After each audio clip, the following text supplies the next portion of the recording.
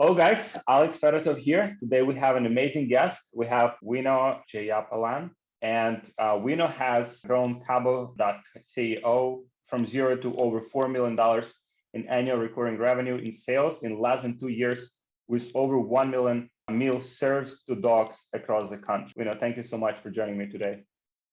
Thank you for having me. I'm a huge fan of it. I love listening to, especially your students, talk about all their tactical Pinterest game tactics. So I'm excited to just chat with you and share our journey. Thank you. Thank you.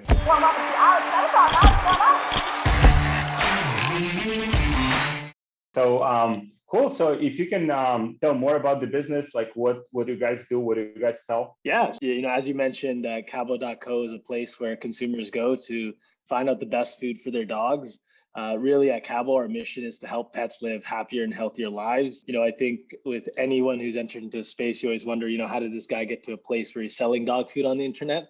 A lot of it really comes from that personal experience of being a pet parent. And one thing that we realized quickly was that when it came to our pets, similar to humans, our health is, very dependent on two things, which is activity and what we eat. So similarly, based on the trends that we struggle with human health, with such things as obesity, these are things that we noticed that our pets are facing as well. And when we boiled down into it with activity, what was great was you had companies like Wag and Rover, which made it easy for you to walk your dog, right? Like if you were at home, you can use this app and you get a dog. But when it came down to food, you were still walking to a retail store or going on to Amazon or Chewy and, siphoning through these hundreds of brands where, a dog is running through a forest and one is on a farm and they're like, wait, what food is right for me? And due to the lack of regulations in the space, there's a lot of marketing messaging, which makes it harder for the consumer to actually figure out what's right for them. And that's really the pain point that we saw and said, you know what, we can make the experience easier for consumers when it comes to deciding what's right for my Bichon versus maybe someone who has a senior Great Dane by simply giving us the information of that dog and then us presenting, fresh diet options that we can deliver directly to them. That's interesting. And I'm going through your website, and it's such an intuitive experience. So first you list the name of your dog and then the breed, and there's actually the drop down menu with all different breeds. It's very intuitive.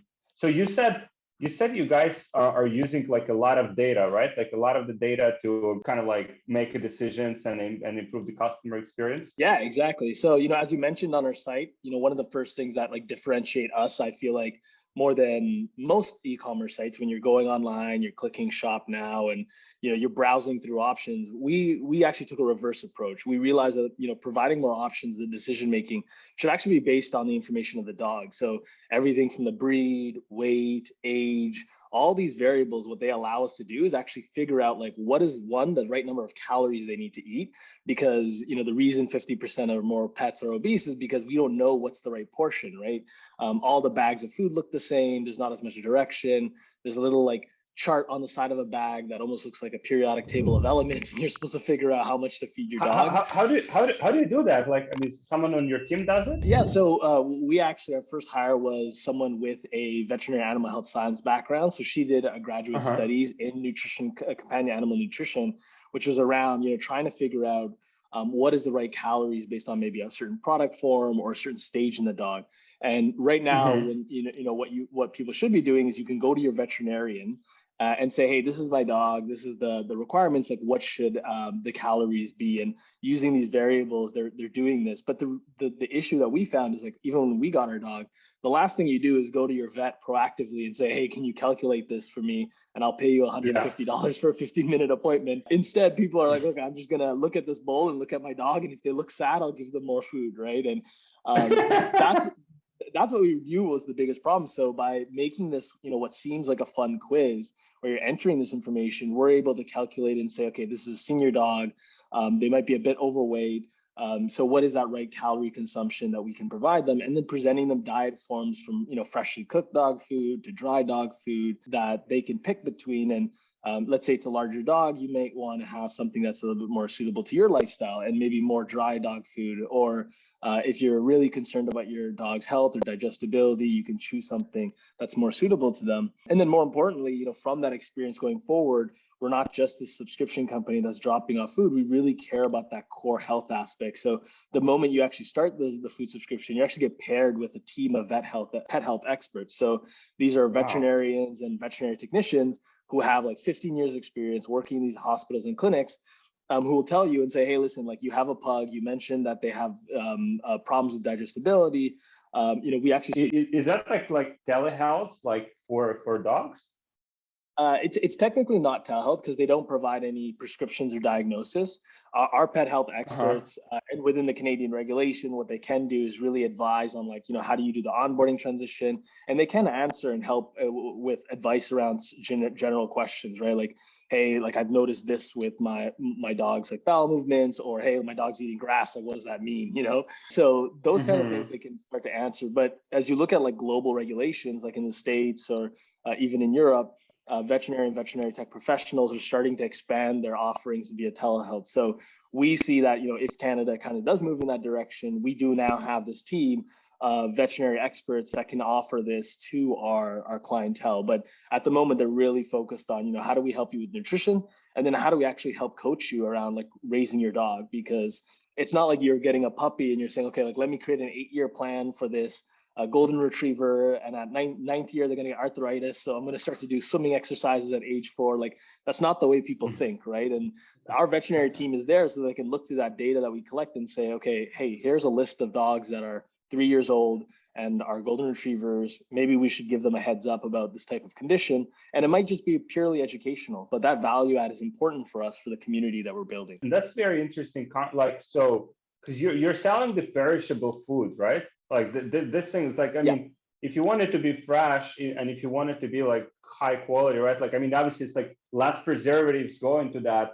The food is like kind of like it cannot be maintained. So how do you manage all of that kind of like in terms of the demand, like predicting the demand and maintaining the kind of the supply chain policy? Yeah, I definitely say our first year that was like really a huge focus of ours. Saying like on a smaller scale, even us, even using us as delivery drivers or as cooks, cooking in our own kitchen, we wanted to figure out and see like where does this supply chain break in terms of like being able to build a Mhm. strong contribution margin, right? And what we realized what's been great over the past 10 years is when you take away the dog food aspect of our business, we're really looking at perishable goods without as many preservatives as commercially produced food, moving from one location to the other. And what's really been great here is that meal kits and last mile food delivery have actually broken the wave there, right? Like in 1999, I remember pets.com, and like it was impossible because you couldn't ship a bag of food for cheaper than the actual food cost.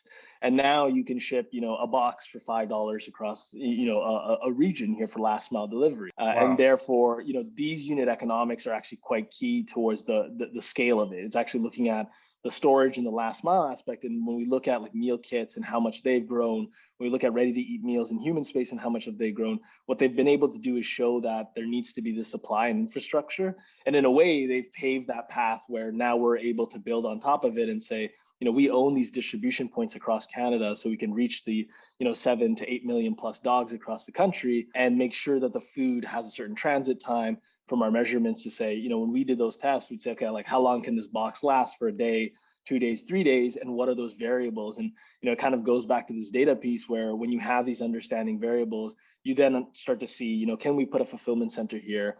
And how does that cost analysis look in terms of like what it could service, as well as like how much it'll save us and what that means in terms of like the customer's experience? Wow, that's impressive. And so we mentioned we had a brief chat before this interview that you're like literally traveling across the country to have, you establishing like new distribution centers. You guys are opening like new warehouses, like new relationships. Yeah, over the past year, we've opened up one in the west coast near Vancouver. We've opened up one in Alberta, Calgary, and we have our main one here in Ontario, where we have a majority of our distribution. So when any e-commerce business starts, I think, and I started off in the world of e-commerce when I was drop shipping on weekends and evenings before even getting into this world. So distribution is kind of key, and figuring out how you can do it in a way that scales really, really means a lot, right? And I think one thing that we always saw here was that when we started, it's not very much like, okay, I have all this capital to go, rent a warehouse. It's very much, let's find a 3PL, let's negotiate some great rates. But the reality that we knew at a given point was that 3PL wouldn't allow us to scale, right? Especially with, dog food subscription and the amount of care and the touch point that we wanted to own with that customer, this became like a huge part of that business is really owning that piece. So we've spent over the past year kind of moving away from the 3PL, now being able to invest in that development of that distribution centers across the country. And yeah, it was a cold trip out to Calgary. I'd say it was about like minus 18 degrees Celsius. So wow. So how much time it took for the business to break even with this model? Because with this model, I know that you might kind of like break even or lose money up front, try to acquire a customer, but then it kind of like over time it gets momentum. So how much time it took you to get the business to the positive? Yeah, actually, when we started selling in July 2019, we kind of gave ourselves a marker and said, okay, by July 2020, we want to hit a certain monthly recurring revenue goal, as well as like drive a positive contribution margin. So like that was important because if we can prove it at a small scale and then understand the assumptions and say, yes, okay, we are going to go to 3PL. It's a cost for a year, but it'll allow us to scale and be able to bring it back in house and implement it. So our focus around that point was hitting that marker. And luckily we were able to hit it like a month prior and really show that like, okay, here's a month where we've been able to kind of focus on these bets and get them into that place. And now it continues to become that game. Now, when we look at that capital investment, as I said, like we're investing in the fulfillment centers.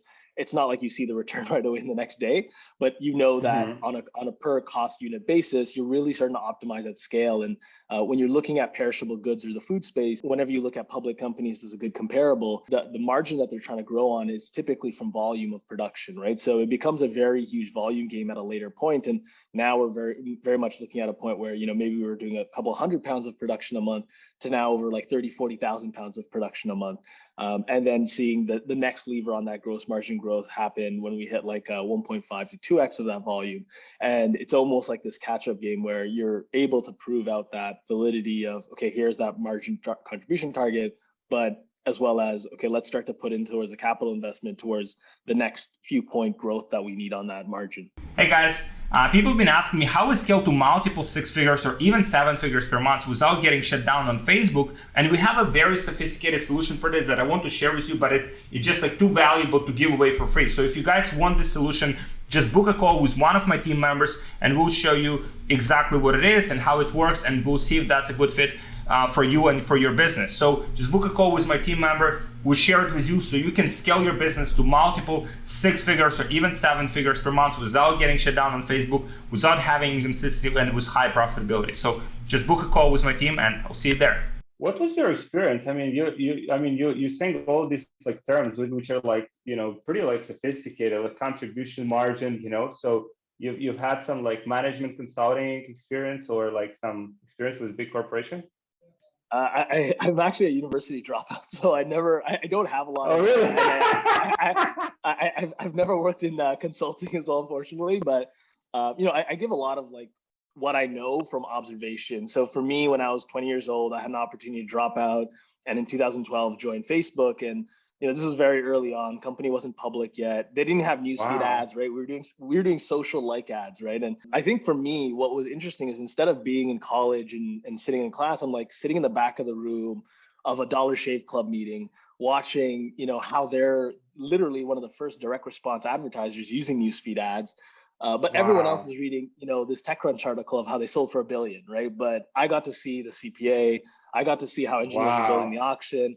And it wasn't like I was methodically being like, okay, I'm going to build this company. I think I was just being an annoying 20-year-old kid who was bored instead of being in school, was on a Facebook campus. And over time, what happened was, my co-founder, who's also my identical twin brother, he actually finished his school and he does economics and commerce, very strong finance and analytical background. I eventually convinced him to come join Facebook. And during our tenure there, we focused a lot around direct-to-consumer space and retail. So my brother had the harder job, which was like bring Walmart to a digital era.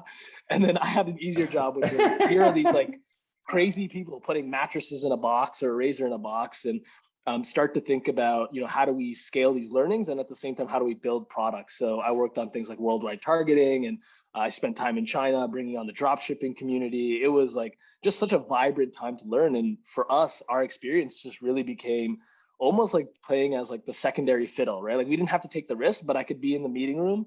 And I remember asking people to go visit their warehouse after the meeting. And they're like, it's in upstate New York. And I'd take a Greyhound by myself and go and just be like, holy shit, they're selling razors from here directly to people. And wow. And I've got a heavy beard. So for me, I was like in Canada, trying to get access to a razor was impossible. So it was amazing just watching it. And then we were naturally inquisitive and asking people and seeing the data and just being able to understand, like, this is crazy how Facebook's now made it easy to reach people. Shopify's taking the infrastructure game out. China was helping with this global fulfillment and everything was happening. And while we were at Facebook, that's when we started our own dropshipping private label brand, because we wanted to get our feet wet, and Facebook kind of encourages you to do your own thing. And we were eventually, over time, we scaled that business to about 5 million, bootstrapped it completely, and kind of got that first time founder syndrome out. But we sold everything from fidget spinners to furniture to pet accessories. And I think it was, we spent a good 5 years observing, and then got to really apply this ourselves, as well as start to see from the venture capital world, like what really made sense in financing consumer business, because there was a lot of ups and downs, from Casper to Outdoor Voices, where they're saying, is this the right space for venture, right? And what we realized was that, when you're looking at these types of consumer businesses, the most important things is, like, one, is your audience identifiable online and offline, right? And with search, it's so easy because, you have that driven intent. But if you think about discovery, like, can I look at, your Instagram feed and say, okay, he needs a mattress? Probably not, right? And I think that's the interesting piece, right? Flickr in 2006, like, you can go on your friends' accounts, they probably have pictures of their dogs. If you go on TikTok now, they have, videos of their dogs. But it's not like a product manager at Facebook was sitting down and saying, how do we get pet people to put up these photos or share this about themselves, right? And I think that was really, really key in some of the best brands we saw be effective in the consumer space while we were at Facebook or when we were working at these companies. And it was because, like, the more you're able to identify them throughout their journeys, the more you could talk to them. And that's what really created this, like, scalable opportunity where your CAC can grow, but, like, are you getting better customers, right? And I think that was, like, a really important thing for a lot of people. And the other thing that we realized as well was that it's important to build trust as a consumer brand. And that really comes from thinking about, like, what are the daily rituals that individual has. And as a dog person, I feed my dog 2 times a day, I walk them 2 or 3 times a day, and I pick up their poop like 3 times a day. It's an important aspect to think, like, okay, does my product remind them every day of, like, what I'm doing for them, right? And sometimes I wake up from sleeping on my great mattress, but I'm not saying 3 years from now, oh, thank God, like, I'm really grateful for this brand because I don't have any back pain here. Like, you have to understand that, like, consumer dynamic of, like, where do you see them and how do they interact with you? And those are the 2 most important things to figure out, are you building value for them, and do you have this opportunity? And that was, like, the biggest takeaway we had from our experience. But during the moment, I could tell you I was just being, like, an annoying kid asking a million questions that people somewhat tolerate. Have you copied, like, any of because a lot of the great ideas, they basically kind of, like, replicated, one business looks at another, like, and kind of copy some concepts, which is, like, in Facebook trying to replicate what Snapchat did or, like, TikTok did. It's a constant game of, like, quickly. Was that the case for you as well, where you've seen, like, let's say other business? I mean, obviously Chewy was, like, a big transaction, but it's more kind of, like, more general. You're, like, more niche, specifically into, like, dog food.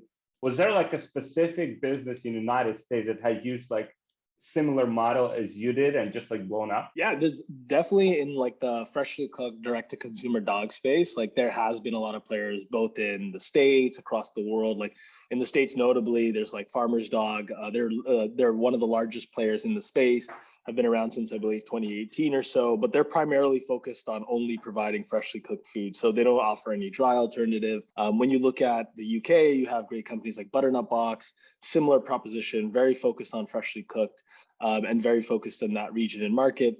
And I think, like, that's how a lot of D2C players came out in a certain period of time, right? Like, you can come out and say, you know what, I'm a shoe company and I'm going to be offering, this waterproof shoe, and that's my value add. Or, like, hey, my value add is, like, I believe that I'm going to give you, these fruit vegan yogurt snacks and deliver them directly to you.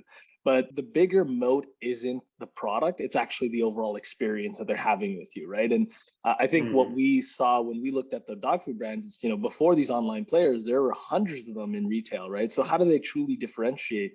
And they don't. Everyone is always trying to find like, what's that next trend? It's almost like when you do media buying and you're like, okay, like buy through whitelist accounts. And then, you always try and find like that next hook of like, what's that angle? It was very similar in D2C, right? Like at a certain point, it was like, okay, here, we're a flashy cereal box company. Okay, we're a flashy like plant pot company. And really, if you strip it down, you're like, these guys are like drop shippers with private labeling with a little bit of fanciness on top of it, right? And I think that doesn't really build defensibility, right? Like what builds defensibility is understanding like, okay, what is my end consumer here? And like, if I'm here to like sell them cereal, I'm actually here to solve them like what goes into their breakfast every single day and giving them energy for the day.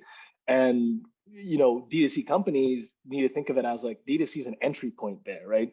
Really what you have to think about is like, how do I build a business where I solve this problem as a whole, which means more product offering, which also means a channel outside of online, right? And I think that's a big, big piece that we saw as a shift to saying like, okay, you can't just say D2C and make it defensible because you're doing it online and you have one specific product, but that is your way where you build your core community and grow from. And I think like that's one of the biggest differences that like we take and apply, but there's always a lot of learnings that we take, definitely not as much from the dog space, but a lot from the human space. Like we look at the human side and say, there is a lot of opportunity when you look at how like meal kits have focused more on the right type of consumer or ready to eat meals. I think those are the areas we look at and say, as humans start to humanize their pets more, my dad, who, grew up in a village in Sri Lanka, now has a bed for my dog when he visits and a Canada Goose jacket. I don't even think I've ever gotten a good gift like that from him, but that humanization is something that like we want to tap into, and things like our vet tech and vet pet health expert service is that, key focus around people are getting the subscription fatigue. D2C isn't just a defensible model, and one product isn't going to solve it. They're really looking for somewhere where they can address everything. It seems like you kind of like take a little bit from every business, right? And then you kind of like put it together, right? So you take some from D2C guys, you take some from like bigger corporations, and then you kind of like envision your own path. Yeah, exactly. I think the idea is like you just have to start listening to your consumer one step at a time. And I'll tell you, in the beginning, it wasn't like, okay, we're going to do like bringing these pet health experts and do all this and dry food. It was literally, we just started with one SKU. We had like, I think we had our beef recipe SKU, and in the pet world, it's known to have a lot of protein sources because of dog allergies and selections. But we said, you know what, let's do this one SKU for a year. And let's hit the target. Let's show that we can make it work. And then we start to validate that it's worth it to do more. And, as much as I'm into entrepreneurship, there is a bit of risk aversion at a time, right? Like to take on some SKUs and not know it's going to work. But if we literally have the world's shittiest packaging, one SKU, and people are coming back, then we know we have something and we can go deeper and deeper. And the more you talk to them, the more opportunities you have to test these things, right? Like we just said, hey, does it make sense to build customer experience team with more animal health science background so that they can provide more value to the consumer and see how it works? And it started off as like an initial contract engagement with a veterinarian that's a huge supporter of ours, and over time it proved its value and it becomes a core offering of the business, and it continually adds to that end vision that we have. What is like in terms of like Facebook, like acquisition channel, like Facebook is your main channel right now, or are you other channels working better for you? Yeah, I'd say like on the discovery side, the Facebook ecosystem, which includes Instagram, the networks. I would say as well on the discovery side, what's huge is like definitely on the Pinterest and as well as on TikTok side. As always noted, Pinterest audience isn't as huge, or maybe TikTok's ad platforms aren't as well developed. But I'll tell you, like 2012 Facebook reminds me so much of where TikTok is right now. And like Dollar Shave Club, I always say this, like they were there at the right place and the right time and took such a great opportunity of a giant auction where a lot of people weren't playing in. And now advertisers are a lot more sophisticated, but I believe like TikTok is going to be that place. I believe, Snapchat, as the audience matures, is going to be that place, and Pinterest. But the reality is most of that discovery budget still is like on an 80-20 basis on the Facebook ecosystem. On the intent side is definitely on search with Google, of course, with some spread towards other search platforms like Bing. But search is such a big place for us because the moment you're thinking about a dog, like, maybe you're searching for like hypoallergenic dogs, for apartments in Miami, right? And you're Yeah. looking for a dog that might be suitable, maybe one that doesn't bark. Like you literally are indicating to us like the moment before you're getting a dog. And our goal should be, you know, how do we touch you at that initial point of making that decision and support you through that, so that when it comes to that food decision, you know, whether you're going to a breeder or a rescue or a veterinarian, we have influence through there. We have the influence through the search channels, and that really helps us build a longer term sustainable top of funnel strategy to bring them in and constantly create efficiency on the discovery platforms. For the retention, like, can you share some of the hacks that work for you? Like, let's say maybe like to reduce like the churn, because like the difference for like between like, let's say someone staying with your brand for like 6 months and let's say 8 months could be a massive difference like in your bottom line. So can you share some of the hacks, maybe some of the things you've learned like the last 2 years that help you to on that side, on the retention? Yeah, I think the number one thing I always take away from the retention side is that we start everything with talking to the customer first and in the most unscalable ways. And I think like one of the most unscalable things that we did around retention in the beginning was literally me calling every first box customer.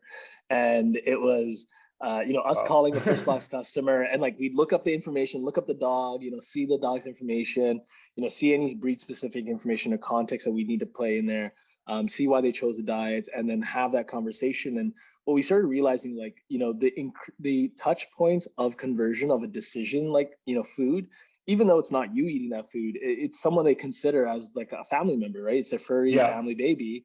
So imagine trying to give your, you know, imagine going online and buying D2C toddler food and being like, okay, here it goes to my baby, and that's it.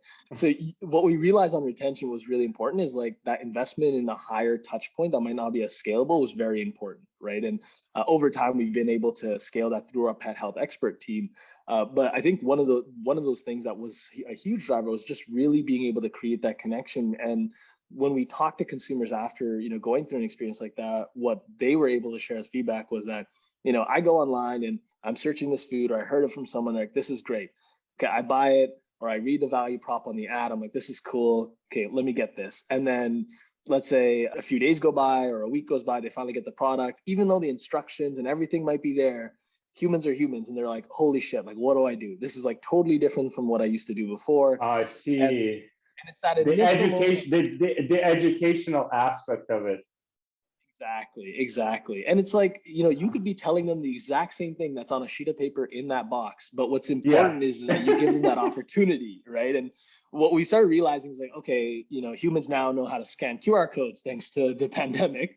You know, can we add a QR code? And, you know, we have a video of, for instance, our veterinarian talking about like, okay, how to store your product, how to do this. And so those are the investments that we see as like huge value adds in retention, because you're really trying to win them over in the beginning. The other aspect we look at is like, you know, a dog lives 8 to 15 years. Like, we shouldn't forget about that customer. So one thing that we've been, you know, focused on financing is saying, you know, we want to raise capital so we can invest in value add products for later down the cycle.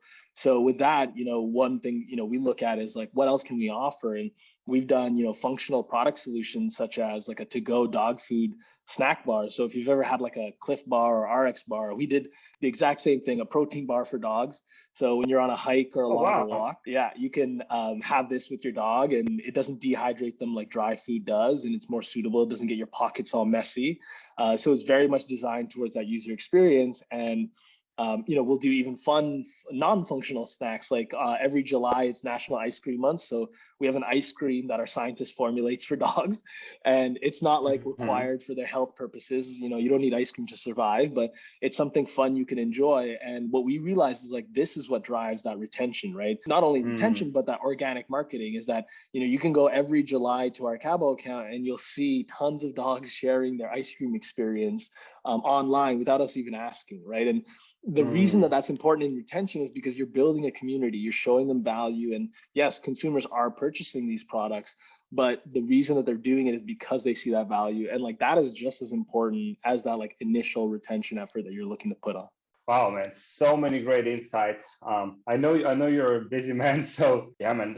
Thank you for joining me. Thank you for sharing. I think that insight alone, like, was just like having that like educational aspect and like human aspect interaction, like connecting with your like customers one-on-one in this like, you know, world where it's like everything could be automated, right? Like, to some degree, right? Like, but like not many companies do that. And like, and that because of that, like, you don't have much competition, right? Like, who does that really? Like, who calls you? Like, which company actually calls you to help Yeah. you like see if you're actually using the product? Yeah, exactly. I think that human touch point is what people are probably missing a bit more recently, but I think it's always important when you're really trying to drive like that trust within that consumer for your product and your brand.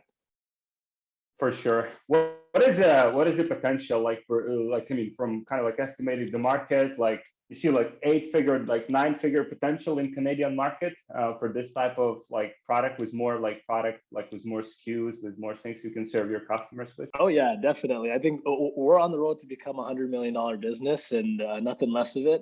I think when my brother and I, first, chose even to build this business, one thing that was important to us is we wanted to build a Canadian business. Like we came to this country as refugees. We got a lot of opportunity from being able to build our career here. And when we even looked at it, what's so interesting about the pet space in Canada is like, if you look at like China's like top 3 or 4 or 5 dog food brands that they import in, like 2 of them are Canadian brands, right? And Wow. if you look at like the top 15 exporters of dog food, like they're coming from Canada. So we have a great agriculture infrastructure, everything to Nice. truly build like not only a large domestic business, but one that actually has a great export potential. So we're going for that road or bust. And I think it's going to be a great journey to just be able to work with this many dogs. I think a lot of your customers probably deal with different types of consumers. For us, I gotta say, if anyone's out there trying to figure out what to do, animals and pets are the best. They're a lot of fun. You'll never get bored of their the Zesty Paws, right? Like it was Zesty Paws $610 million acquisition. Great business, helping so many dogs with supplements. Is that something also like down the line, supplements for dogs? Oh yeah, definitely. Like in the coming year, a lot of our investment is towards R&D and innovation. So we have a dental product coming out for dogs. We have health supplements for senior dogs. So those are definitely like things that we're focused on because, as you said, like we have this data and we have the age of which the dog signed up and how much older they're getting. And the moment they become a senior dog or before they get it, we can kind of educate them into the needs of like why this supplement is better than something else. Or hey, listen, like you have a breed that has bad teeth and you should take care of the dental stuff and here's a solution that we can provide around it. Man, that's wow. It's very, very inspiring, like what you have done. And I'm excited to see, and observe your path moving forward, like where you take this. But it's an incredible journey. So thank you for sharing it. Oh, of course. Thanks, Alex, for having me on here. Cool. Thank you, Vino. Thank you, everyone, guys. We'll drop your like contact details, like your LinkedIn, so many people can connect with you, and also the name of the brand, so you can check it out. If you're in Canada, give these guys a try. And yeah, thank you for joining me today, my man. Thanks for having me on, Alex. Really appreciate it. Yeah, thank you, Vino. Want to connect, mastermind, and network with 6, 7, 8-figure entrepreneurs? Join our free community on Facebook, which is called Brand Hypergrowth. It's for only entrepreneurs who are already doing at least $30,000 or more in sales per month and want to go to 7, 8 figures. So you can connect, you can network, you can mastermind, you can exchange insights and value with these guys and take your business to the next level. So there should be a link in the description. Make sure you join today.